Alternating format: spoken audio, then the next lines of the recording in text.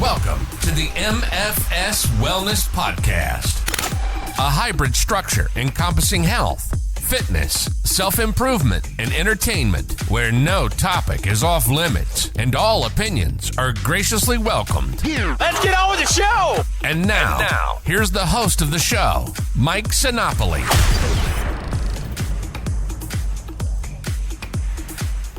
This is the MFS Wellness Podcast. I am Mike Sinopoli. And on this episode, we're talking about work and why certain people don't want to work. People just don't want to work anymore. I hear it all the time. Nobody wants to work. I can't find good help. These kids today, all that and stuff. But, hey, it's been like that for a while, and I can see why that would be growing for many different reasons, which I'm going to go over today. But let me put this out there first, is that this is not some podcast episode to bitch and moan and piss about work. We have to do it, whether we like it or not. It's part of life. It can be a fulfilling aspect of life. It keeps society functioning. We need that. It keeps us structured because, we all want freedom. We feel like sometimes work infringes on freedom and whatever our definition of that is. We're not as free as we may believe. We're also not technically enslaved, although some people will use that word. I think it's a little extreme to say that we're enslaved by a system, a monetary system. I get where they're coming from with that, but I don't know. That's a little rough for me, but hey, I hear you. So again, that's not what this is about. And again, with freedoms, with too much freedom comes chaos. So, you have this structure in place of placing people where they should be and earning a living and contributing to society to make things function and work better. That's what this is. Can it be excessive at times? I believe so. Are there unrealistic expectations out there? Yes, I do believe that as well. Is the vast majority of people underpaid at this point? Yes. A few years ago, up to 5-10 years ago, I would have said maybe not.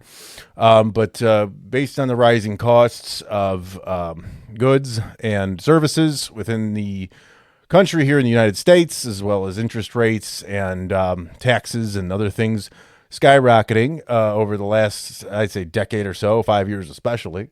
It may seem that one reason, and which I'll get into right now, I used AI like I like to do, which, by the way, who knows how much of that, how many jobs that's going to take, but we'll get to that another time. But anyways, the idea that young people don't want to work is a complex one, not easily explained by a single cause. Several factors contribute to this perception, including economic realities, social shifts, and individual preference. So the first one they put in here is economic challenges and the high cost of living. Young people face a significant challenge keeping up with rising costs of housing, food, and other necessities, especially when wages have stagnated or are not keeping pace with inflation. Now, that's true. I don't see wages. They've gone up a little bit. A lot of arguments are that the minimum wage has gone up and that's what's caused the price to go up. That's kind of been the argument for a long time when groups of people are petitioning for a increase in the minimum wage. That it just follows suit that the pricing of vast majority of goods and services rise along with that, which seems to have happened. I don't have data on that, but that could be part of it. So there you go. That's probably one reason why it's not motivating to go to work. When you go to work and you earn money and you're giving up your time for money, you'd like to see value on the other end of that. And a lot of times in the past, it was based on what that person did with their money after earning it. And they can put the blame on them a little bit, on themselves, and how they spend their money and where they put it, where they save it, where they invest it. And how they manage it. That is still in play, obviously, very much so. But it's never been harder, in my opinion, for especially young people starting out, trying to get ahead right away, try to get to a position of regular investing and staying out of debt. Very difficult to do. And when you go to work or you sacrifice your time, maybe you're under an unrealistic boss or something like that, it becomes very demoralizing and no motivation whatsoever. And it's not a good environment day in, day out. And it really will weigh on somebody to not be able to pay for your basic needs from work. I think that's the thing that I sort of feel like when we have a job, hey, okay, we got a job. We should be able to afford our basic human needs, housing, food, and other things that we need as people. They're just appliances, things in our services we would need, healthcare, things like that should be some affordable. Look, if you want to go and buy a sports car or a boat or some designer clothes that are fucking rip off, that's your problem, and nobody owes you that. That's you going into debt because you need to impress somebody, or whatever the fuck it is. So that still exists, but it is harder to do now. So you got to take that boomer mentality out there. That's hit the ground running, pound the pavement, and save your money. That's stay with the same job for 47 years. It's kind of out passe a little there, like a little out of touch, boomers. Nowadays it's every 3 to 5 years you're probably supposed to make a move and shift your job in some fashion to get an accurate raise, to get because it's hard to get it internally. You get a bigger raise by moving out and moving up at this point. So that's another thing, and it's difficult and it's hard to start a new job. So I don't know if I don't like it. I don't like that idea that it seems like jobs nowadays seem to have a shelf life of 3 to 5 years, especially in the sales industry where I'm at. It seems like that's even less from what I've been seeing. Another challenge for young people are student loan debts. And I've did a whole episode on is college worth it? But many young people are burdened with the student loans, making it difficult to build a strong financial foundation, impacting their ability to pursue certain career paths. So those student loans are going to smack you right across the face. I'm not going to go too far into it, but if you don't really have a solid direction of what you're going to do with a degree, I think it's best to pursue something that doesn't require a degree, and do that maybe while you're in school still, and maybe go to school, maybe take 8 years, 10 years to finish a degree and just earn some money. Take it slow. I don't know if they're still doing tuition reimbursement at companies. Find one that does it. This is if you don't really know what you want to do, but you feel like you got to get that piece of paper because a lot of jobs require a 4-year degree. And if that's the case, then go slow about it and don't take on the debt for it. That's my point. Again, I've said it in my other episode. I'm not shitting on education. I just don't believe we should go into crippling debt over it. And no, I don't think it should be free either. So that's my belief in that. And those student loan debts are crippling, and young people leave college and pay it up and through their mid-40s and beyond. So it starts you out in life normalizing being in debt. And I don't know if that's accidental or by design or what, but it's there. So, and then there's lack of opportunity in economic challenges. Some young people may find it difficult to find stable, well-paying jobs, even with education and training. Now, how depressing is that? You go to school, you take on the student loan debts, you got your degree, and you can't find something that's even going to come close to paying off that debt and the cost of living. That's very, very demotivating, and I wouldn't want to go to work if that was the case either. So you got to put yourself in a good financial position, live within your means, and know what you're going to be making, know your median salaries. I know these are certain jobs out there that like to complain about their pay a lot. And, hey, I get it. We all want more money. But if you don't understand what the average medians and the pays are for the state you live in, for that job, you got to understand that, and that's what you're going to get. And once you get in there to start complaining about it is, to me, delusional, because you should know when you get into a field that that's the pay and that's what it's going to be, and to get in there and expect otherwise is insanity, in my opinion. So understand what your career path entails, what it's going to cost to get a degree in it, and what the return on investment of that degree is going to be in that field. And if you don't like it, that means you didn't do your homework and you didn't research it, bottom line. Let's see. We have another one that they give me here is societal and cultural shifts. Change in work values. Some young people prioritize work-life balance, personal fulfillment, and meaningful work over traditional career aspirations and upward mobility. That's nothing new. It's just about finding something that maybe you can have some sort of balance with in your life, like work-life balance. It gives you the freedom to enjoy your life, your family, your health, and other things that you enjoy, hobbies and such. But if you can swing it to where your work is that, then you've really started to make some progress in life, in my opinion.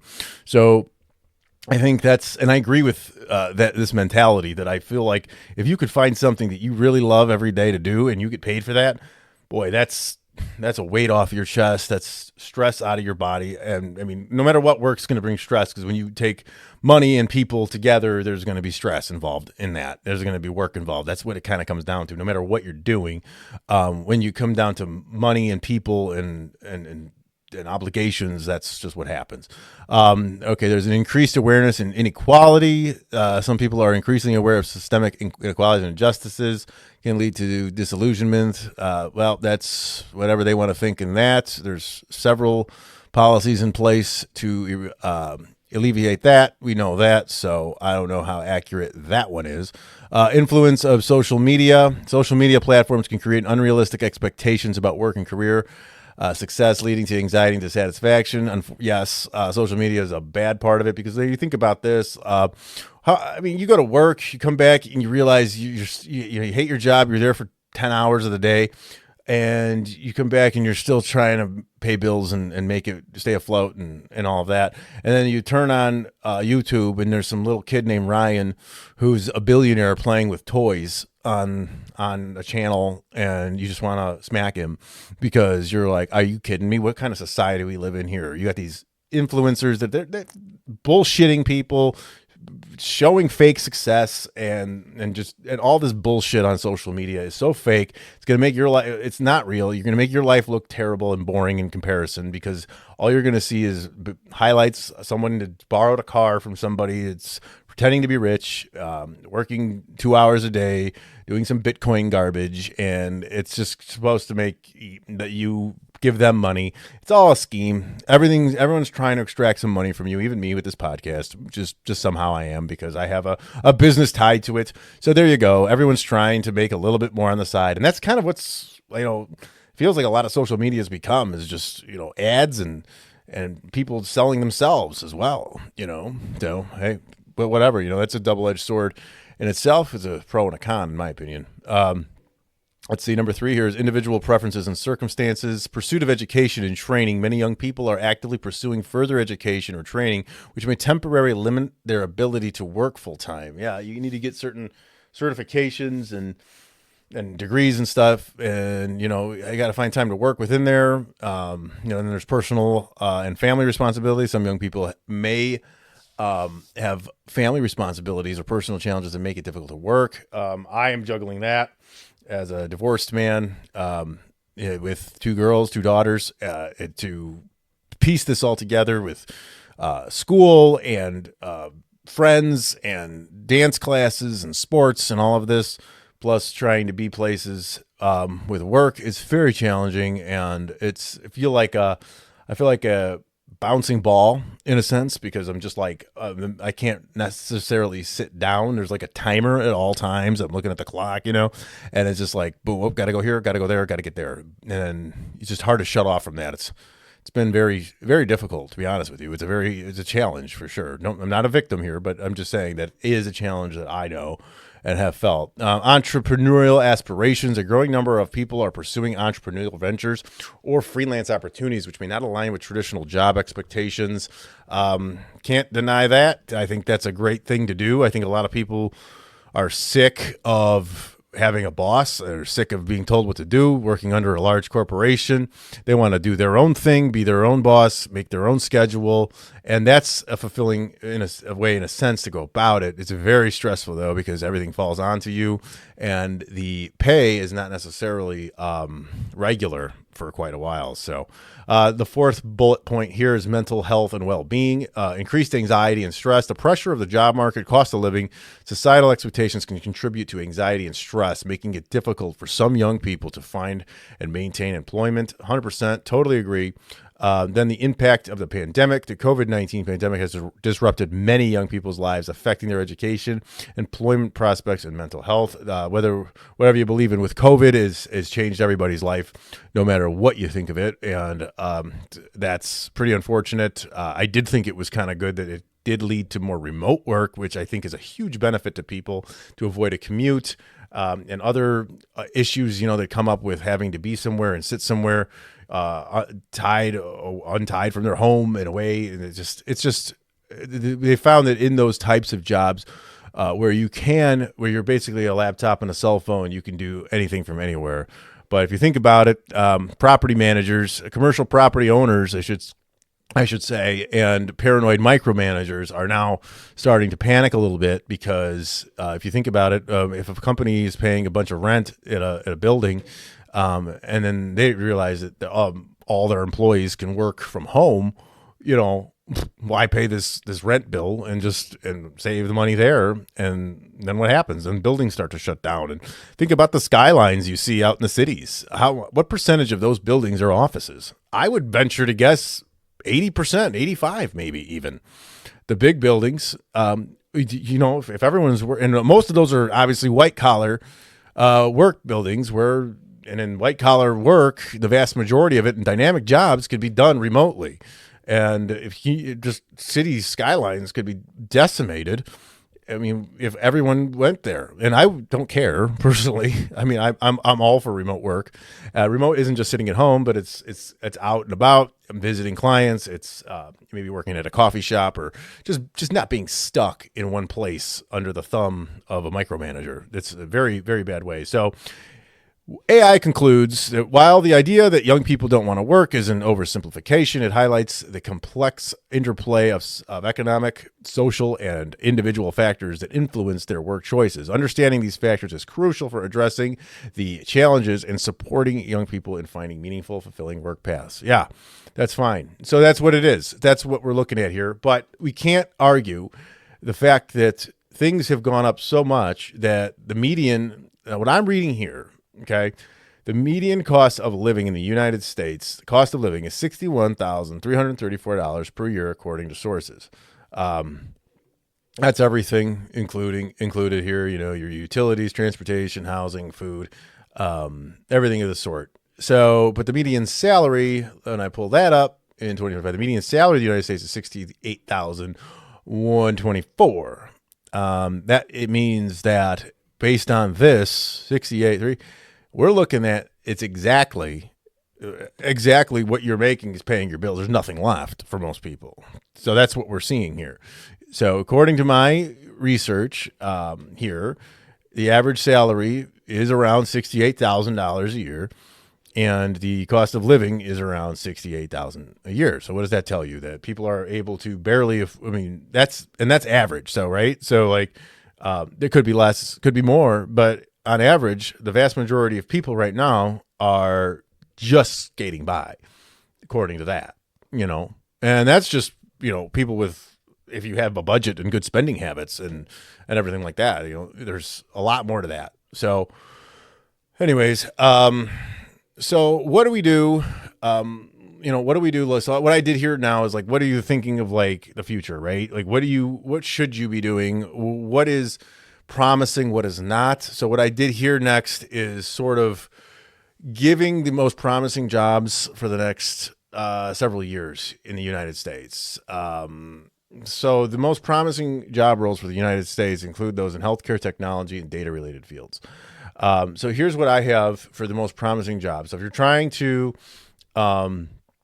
look for something, you want to find something in healthcare, nurse practitioner, a physician assistant, medical and health service managers, and a home health aide. So healthcare, still a good place to go.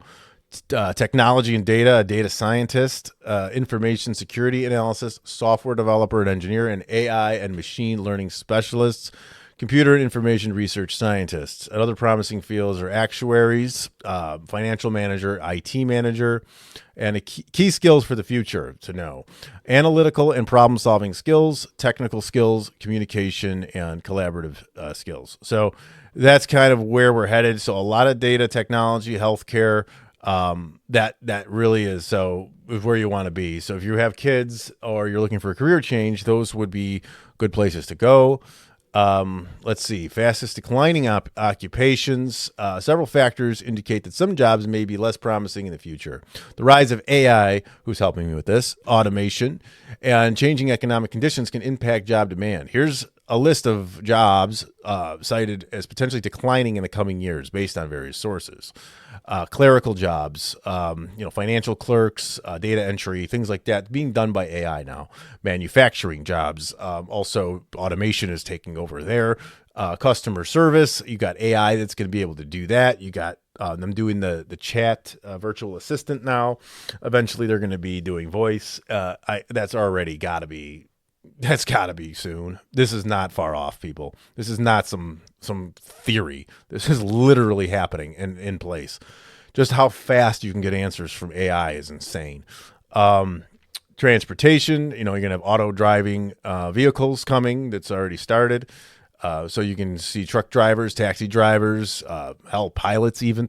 They're saying that might even, be in a job reduction here. Let's see, media and communications, roles like TV, radio announcers. Hey, maybe people to do podcasts like me, right? Who cares? I don't get paid for this. I don't care. I still like it. And photo processors may decline as media consumption shifts to digital tools becoming more prevalent. Sales, I do that. Positions like door-to-door salespeople may face challenges due to the rise of online sales and changing the way people buy goods. I personally am very on board with that because I think door-to-door, I'm talking residential right now. I still think there's a lot of benefit to business in person, but door-to-door residential is something that I don't feel like is a good gig any longer. I think that's really passe. Hey, but some people still do it and it still works. So if it does, go for it. Knock on those doors. Print media, anything in print at this point is going down the tube. So, if it's print related, everything's going digital. Forget it. Gaming industry jobs like gaming cashiers may decline as it's more done online and there's machines taking care of that. Legislators and certain white collar jobs can be affected. So that's what we're looking at to maybe avoid.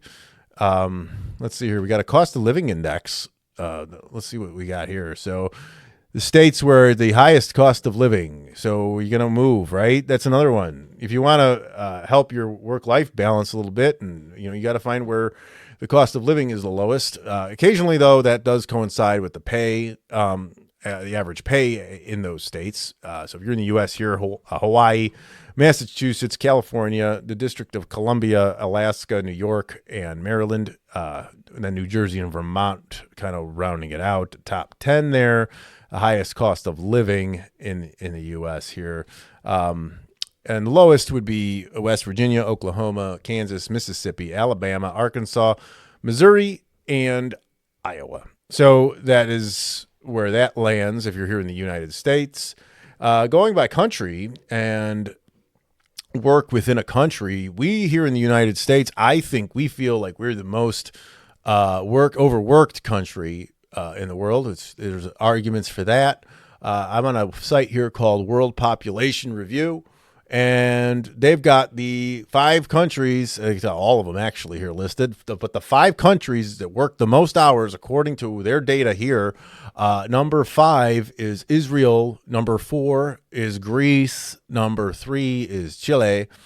Number 2 would be Costa Rica. I don't know why that surprises me. I don't really know why it does because I don't have any previous knowledge of anything, but Costa Rica doesn't scream work to me. It just screams vacation and tropical jungles and beauty and nature. But hey, they're working their ass off. And Mexico is number 1. So that's that. And U.S. falls about 11th on this, so we're not too far off. But that's what it is. Let's see, what's the least work? Does it show me? No, it doesn't. But that's all right. So because then you probably get into third world stuff. So we don't want to go there.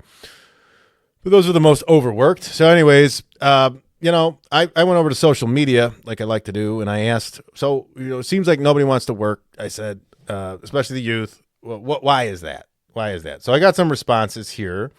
And the first one here is from Ms. Pearl 019. Entitlement. The new generation wants everything handed to them. It's a good argument. I do think that there's some of that for sure. I do believe that they don't understand what it takes, but on the other end of things, maybe the way our system is structured right now, they have a point to feel that way, even though it's not the way it is. Monaghan Tommy says they would for the right catalyst. Either the boss is too cheap, lazy, uninspiring, and the content sucks. So and they don't try to fix it. So I get it. So they're just in a place where they're in a bad environment. So it seems like they're entitled and want things handed to them. But what they need to do is figure out their path and go that way. Coming back to life says, let's Lots of untreated mental health issues. 100%. 100%. Not going to go too far in that, but yes, there's a lot of that. There's been a lot of that. And the rise in awareness of mental health is a good one, in my opinion. Let's see here. Jim Tarrant 2. He has a long response, longer. I'm an employer in the construction industry. Trust me, these youngsters are pathetic. COVID, social media, ridiculously high tax in the UK, and so he's from the UK here, and general fucking laziness in short. I can't write enough in this box to explain my thinking. So yeah, he put that out there. So he's likely got a point. He's likely got a point. Greg Kukalos says, no one has it rough anymore. And I think some people might have it rough, but what is rough, right? I mean, is our Wi-Fi out? Is that rough? Is that, if we got people freaking out because their Wi-Fi's out, think about that and what people used to go through. It's hard because I don't really subscribe to that. Well, think of what people used to have to do, because that's not your reality. Your reality is your reality, okay? And that's what a good therapist will do. They won't shit on somebody and use that kind of crap, bitch and moan and call you privileged and all that crap. Just because you're having a hard time with something, they'll kind of meet you where you're at, understand it. Because, if you think about it, a good therapist is going to be able to help anybody. They might have 2 clients in a row. One comes in and has lost 3 family members or something in an accident and is just distraught and fucked. And the next client comes in and it's just a girl nervous about a test coming up. You know what I mean? And they're both freaking out the same. So they have to sort of bite their. You can't go, well, guess who was just in here? Guess what they have? And you do is you don't help that person at all. You invalidate their feelings, and now they feel like they can't even feel bad, and they feel like shit inside. While the comparison, yes, I understand, probably doesn't need the same reaction, but this is just where one person is, and that's where the other person is, and it just has to be worked the same way. I get it. So GMB 19179 simply says work sucks. I know. But anyways, I was trying to sing Blink 182. By the way, I came to the realization that Blink 182 is a very, very, very overrated band, wildly overrated. I don't think they're bad, but wow. I listen to, a bunch of their stuff. And, I get off track and I can do what I want. But, Blink 182, they don't suck or nothing. They're fine. They're good. They got some fun songs. But, for as big as they got, I don't understand it. I don't see it. Some bands do that. But anyways, that's a topic for another day. Wandering Woodsman, always with good replies here. Let's see. It's not a true reality. It's not a true reality. Many jobs pay too little. But there's lots of us. There's a lot of us people who refuse to work hard instead of seek to game the system, and they blame others. So, okay, I get that. Let's see here. The Banjo Frog says, nobody wants to be shit on daily for minimum wage is more accurate. Can't argue that. Nobody does. I don't want to be shit on for a good wage, to be honest with you. Expectations by Becky DeStefano. Expectations too high for entry level. Yeah, that is something, because you see an entry level job that wants 3 years of experience. What is that? If it's entry level, you don't need any experience for this. That's my opinion. Entry level job. I don't care what you know. Can you speak? Yeah. Okay. Welcome. You have a pulse? Come on in. All right. Phoenix Rising, HH. Poor work-life balance, not being compensated fairly, disconnected from purpose. I think she nailed it overall. I think that kind of encompasses it, really. We have a poor work-life balance in the United States. I agree. And around the world, in some other countries like we just talked about, I do believe we do not have a good balance of that. And that goes just beyond, hey, I want to do what I want to do. I think people need to sit down and relax, regulate their nervous system, take care of their physical health, their emotional health, and their mental health. That needs time. And our work culture does not care about that. Our government does not care. You have to do that yourself.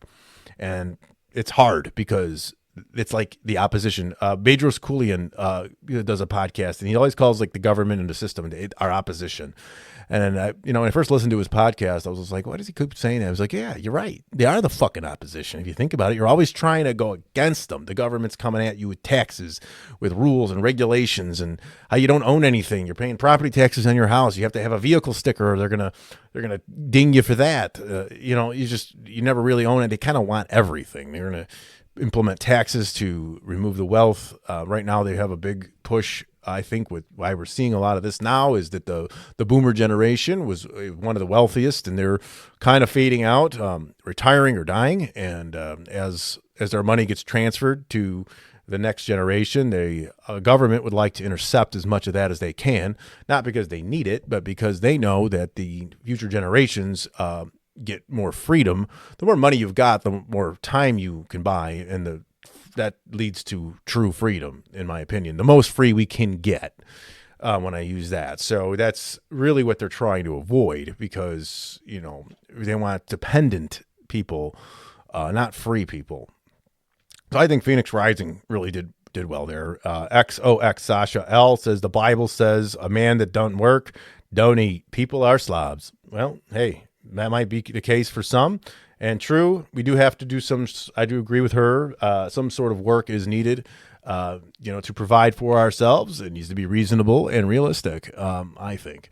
So anyways, that is everything I got for this of nobody wanting to work and why. I don't know what the answer is. I don't have it. I do agree in a sense that we have maybe people who have unrealistic expectations through social media and want to do, maybe they've seen some influencers either truly or just get bamboozled by them, making 7 figures doing stuff on the internet. I think that for every maybe millionaire that's generated as an influencer through social media, for every millionaire that's generated there's like a million other people who have tried and fucking failed. I think it's fine to try, but I think it's okay I think you have to have a regular income while you do that. I think just trying to become some internet celebrity is a tough route. I think you have to know a lot of people at this point. I think the Zuckerbergs and the Musks of the world understand the value of an algorithm and the value of the exposure and being seen.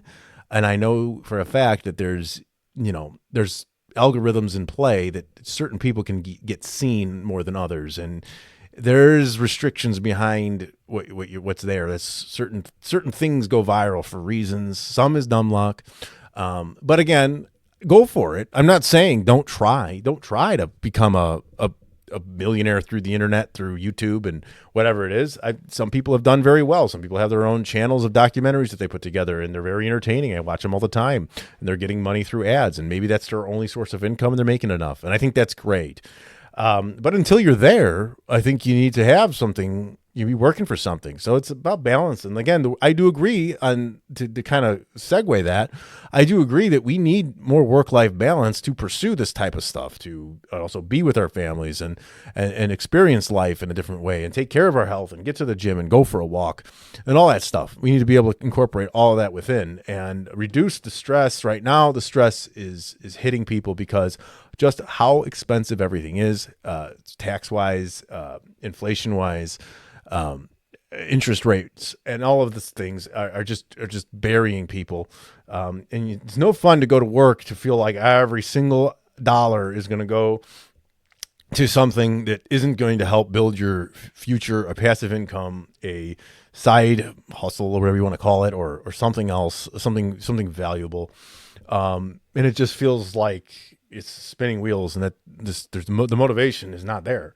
And I can't argue that, because that's not, we only get one life. You have to remove yourself from the system that we're in, because we are in a system, whether it's intentional or not. There's a system in play. There needs to be a system, but the way that it is, you need to remove yourself from that and realize, holy shit, there's something outside of this that's bigger than this. And while you have to play your part in the system, we have to understand that there is more.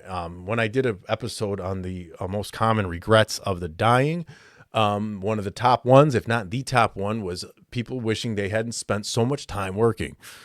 Now, I understand society requires certain things to have a specific life in order to have a good quality of life. And that's what the struggle is right now. It's quality of life. It's obtaining a good quality of life that people want to have, whether it's realistic or not.